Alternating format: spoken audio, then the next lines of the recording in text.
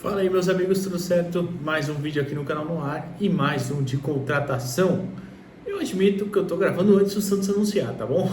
Tô gravando esse aqui no domingão à noite, mas o Santos já acertou, duas fontes muito confiáveis já colocaram. Claro que as fontes confiáveis também erram, tá, gente?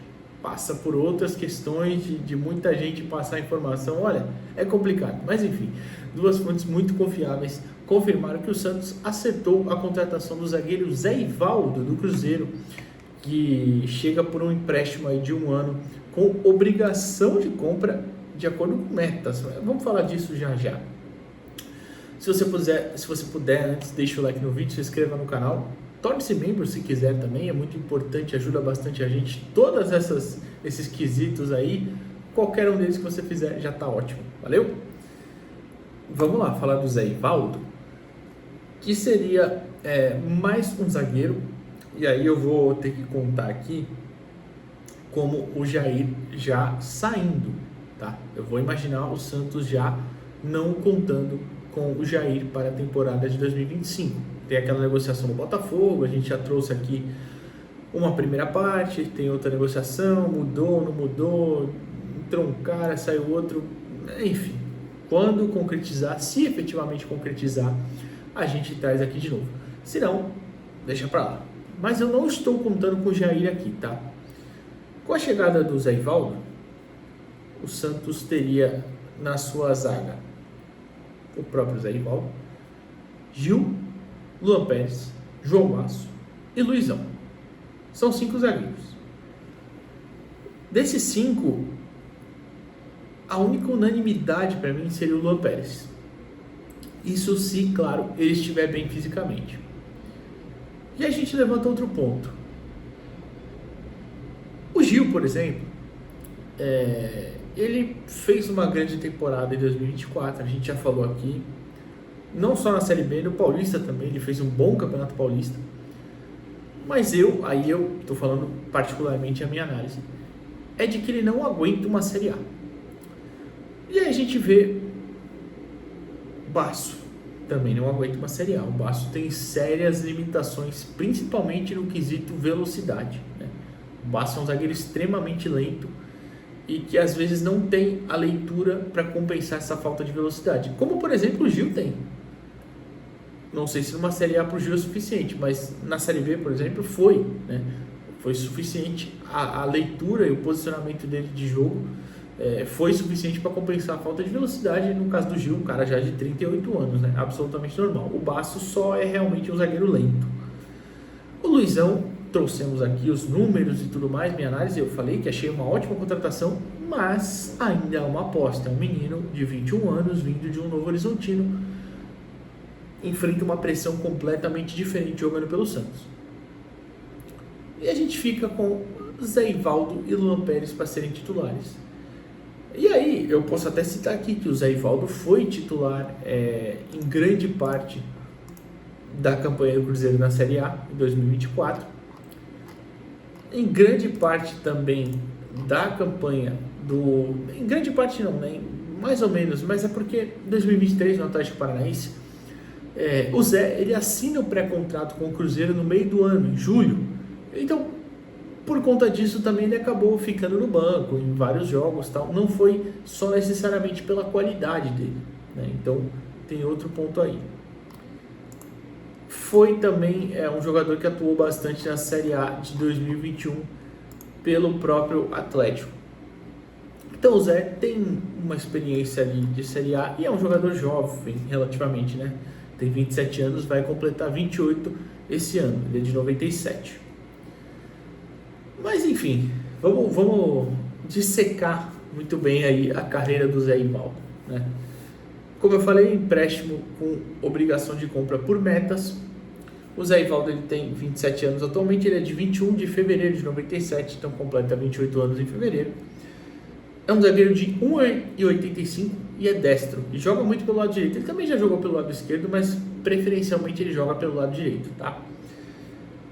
O Zé tem uma carreira ele surgiu no Atlético Paranaense, foi emprestado para o Vitória 1 ano, depois voltou para o Atlético Paranaense.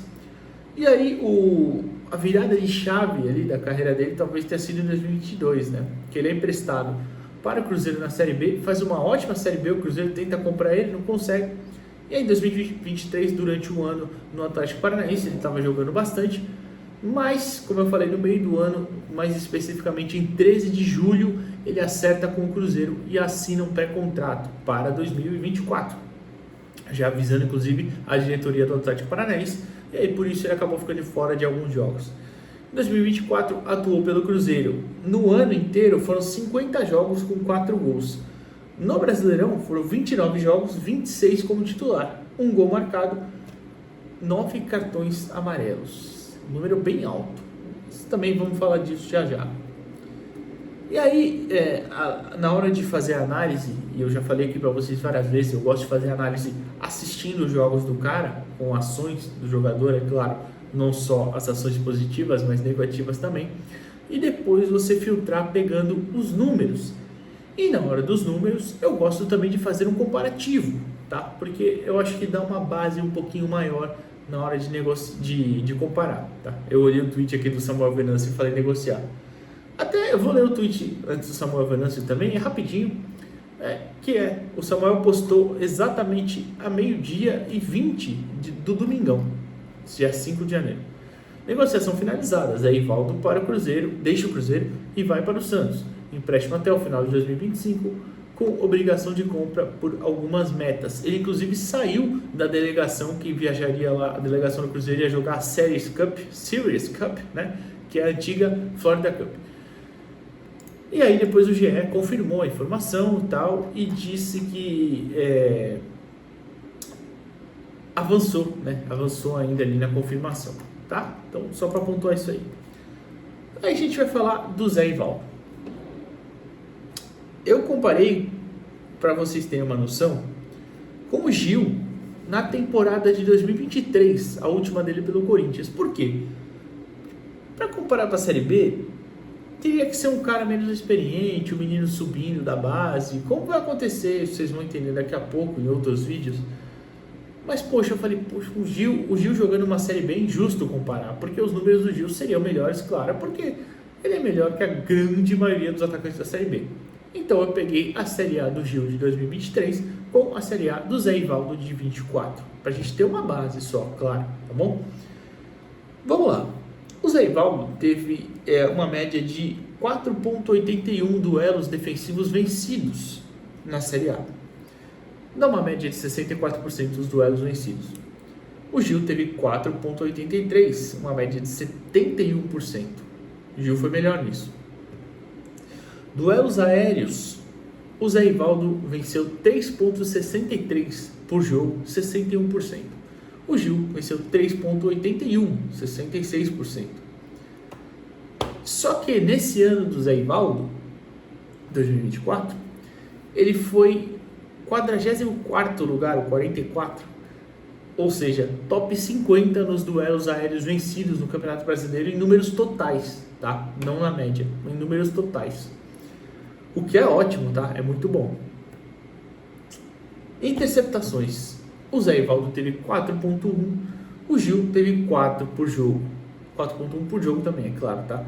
Nessa Série A de 2024 do Zé Ivaldo. Alívios são os famosos bicões, tá? Quando o zagueiro chega na frente do atacante e dá o bicão para fora, para frente, para onde for. Ele teve 3,32, o Gil em 2023 teve 2,7. Importante pontuar, tá, que todos esses dados são do iScout, tá? Uma plataforma profissional que os clubes inclusive usam, tá? Você abre inclusive o site do iScout, é uma plataforma paga, tá? Infelizmente não é qualquer um que pode usar. É triste porque é ótima, ela é excelente. E tem lá a plataforma utilizada por Liverpool, qual é o outro time? Um time grande, os times grandes assim, Atlético de Madrid, times grandes de vários países, o Celtic também da Escócia, enfim, vários clubes utilizam essa plataforma, vários clubes brasileiros também. Uma estatística que chama muito a atenção do Zé Ivaldo é os carrinhos. O Zé gosta muito de dar carrinhos, e eu já vou explicar também lá na frente. mas ele tem 0,31 carrinhos certos por jogo, que dá uma média de 55% de carrinhos certos por jogo, e é muito bom, tá? É muito bom. Essa até é injusto comparar com o Gil, porque o Gil, por ser um zagueiro mais experiente e tudo mais, ele não dá tanto carrinho, mas o Gil tinha 0,06 carrinhos por jogo, 48% de aproveitamento. Porém, esse número, repito, tirando essa comparação com o Gil, esse número comparando com outros zagueiros do Campeonato Brasileiro é muito bom, tá? O Zé Rivaldo gosta de dar carrinho, mas o mais importante, ele é bom em dar carrinhos, é engraçado até.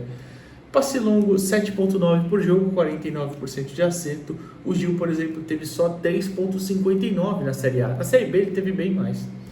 E a título de comparação, eu até volto aqui no meu caderno e pego o Luizão, que eu fiz um vídeo aqui, postado já, de passes longos na Série B. O Luizão, por exemplo, deu 7,3 passes longos por jogo, com 50% de acerto.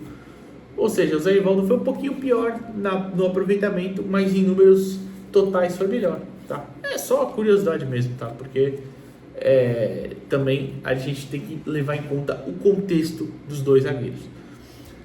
Aí a gente vai para as características do Zé Rivaldo. Eu já tirei a comparação agora com o Gil, só para vocês terem uma base, tá? Características do Zé, pelo que eu pude observar, claro, tá? Como eu falei, é muito bom nos carrinhos. O Zé tem uma bola aérea muito boa, mas principalmente ofensiva. O Zé faz alguns gols. Claro que isso para zagueiro é só um bônus, né? Mas bastante gols e um aproveitamento alto nas bolas aéreas ofensivas, o que pode ser muito interessante. O Zé tem 1,85, então um zagueiro alto, não tão alto, mas alto, e é um zagueiro bem forte também. Mesmo assim, ele tem uma velocidade bem interessante para alguém do tamanho dele. Às vezes isso gera alguns problemas, e eu vou mostrar para vocês em vídeo, vocês vão ver em vídeo. Enquanto eu falo, provavelmente, até esqueci de falar na edição, eu coloquei vídeos de ações do Zé, mas é só para vocês entenderem mais ou menos. Porém, o Zé tem alguns defeitos, e a bola no pé, por exemplo, é um deles. O Zé não é tão bom com essa condução, o passe, aquele que quebra a linha, não o passe longo mesmo. O passe longo ele até tenta alguns e consegue acertar, mas o passe para quebrar a linha, o passe pelo chão ali que não seja tão lançamento, o Zé não é tão bom nisso. Inclusive, foi um dos motivos que o Fernando Diniz tirou ele do time na reta final de 2024. Vocês sabem que para um time do Fernando Diniz funcionar, tem que ter um zagueiro que seja bom passador. E a gente se pergunta, no esquema do Caixinha, em teoria, jogando com o time lá na frente, talvez o Zé precise correr um pouquinho para trás. Não é o melhor dos mundos para ele, mas ele é melhor do que o Gil, por exemplo, fazendo essa função. Outra coisa ruim, as arrancadas. Ele tenta algumas arrancadas e eu não gosto disso com o zagueiro. Sabe quem tentava muitas arrancadas? Obviamente eu não estou comparando qualidade, gente, pelo amor de Deus. É só característica. O Lúcio, zagueiro pentacampeão do Brasil, pentacampeão da Copa do Mundo com a seleção brasileira em 2002, tentava muitas dessas arrancadas. Eu nunca gostei. O Zé Rivaldo muito menos, né? Ele tem que parar com isso. E a última questão é extracampo. E aí até vendo muitos, você pode ver isso, muitos relatos de torcedores do Cruzeiro no Twitter principalmente, mas eu até fui perguntar para um amigo que é cruzeirense, que também trabalha com comunicação, e ele me disse que é um grande problema, porque o Zé tem muito dessas de reclamar no Instagram, de quando fica no banco. A esposa do Zé também faz posts. Isso, sinceramente, às vezes pode atrapalhar um pouquinho o ambiente, né? Claro, de repente uma conversa do Caixinha, da comissão, não sei, ou do próprio Gil, zagueiro mais experiente com ele, para ele entender que o grupo está acima de qualquer coisa, a instituição está acima de qualquer coisa, a titularidade de fulano, de ciclano. Mas, enfim, precisa lidar com essa questão.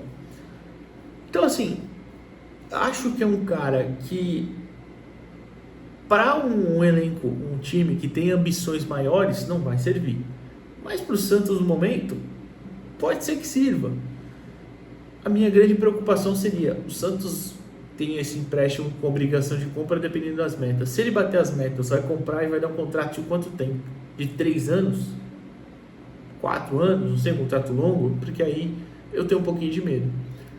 Não acho que seja uma má ideia Porém, eu não acho que é aquele cara que vai chegar a ser unanimidade, principalmente quando a gente pensa numa saída do Jair. E aí, é isso que eu preferia. Um zagueiro que chegasse e a gente falasse, não, esse é o cara, esse vai assumir a camisa 2, né? Não sei se é 2, sei lá qual o número, mas vai ser o nosso zagueiro titular pelo lado direito. O Zé Ivaldo não me parece esse cara, me parece ser um cara que pode sim brigar pela titularidade, mas não, jamais vai ser unanimidade. E a gente precisa pensar o que a gente quer. Vai gastar dinheiro num cara assim, por mais que seja um empréstimo sem custos? O Santos precisa pensar bem. É isso. Conte aí a sua avaliação nos comentários do Zé Ivaldo, não só pelos números, mas também pelo que você viu em vídeos e tudo mais. Claro, a gente vai torcer para dar certo. Enfim, até a próxima, pessoal. Valeu.